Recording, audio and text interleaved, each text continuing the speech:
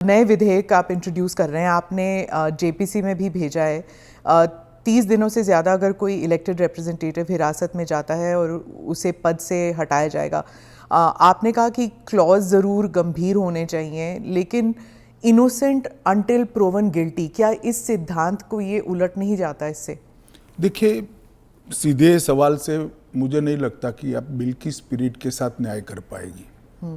मैं आपके माध्यम से पूरे देश की जनता को बताना चाहता हूँ कि 130वां संशोधन क्या है। 130वें संशोधन में ये संविधान संशोधन है।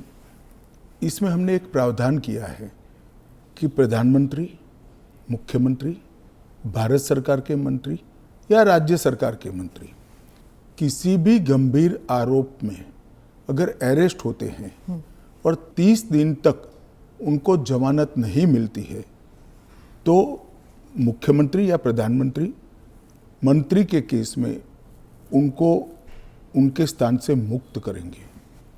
अगर वो नहीं करते हैं तो अपने आप कानूनन वो मुक्त हो जाएंगे। ये प्रावधान 130वें संवैधानिक संशोधन में हमने किया है। अब सबसे पहले मैं स्पष्ट कर देता हूं,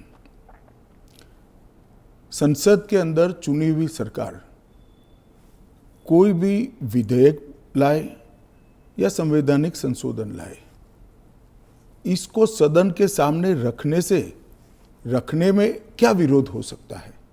जबकि मैंने स्पष्ट कर दिया था कि इसको हम दोनों सदनों की संयुक्त समिति को सौंपेंगे। वहां आप आपके विचार व्यक्त कर सकते हैं।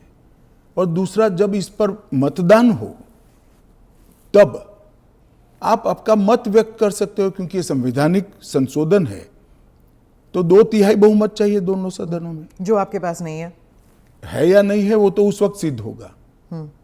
परंतु उस वक्त आप अपना विचार भी रख सकते हो और वोट भी कर सकते हो। किसी भी सरकार के विधेयक को या संविधान संशोधन को सदन में पेश न होने देना और इस तरह का व्यवहार करना, ये क्या लोकतंत्र में उचित है? क्या देश की पार्लियामेंट के दोनों सदन बहस के लिए है या शोरगुल और हल्ले के लिए है? मुद्दे का विरोध हमने भी देखा है, हमने भी करा है, परंतु बिल को पेश न होने देने की एक प्रकार की मानसिकता मैं नहीं मानता हूं कि ये लोकतांत्रिक है।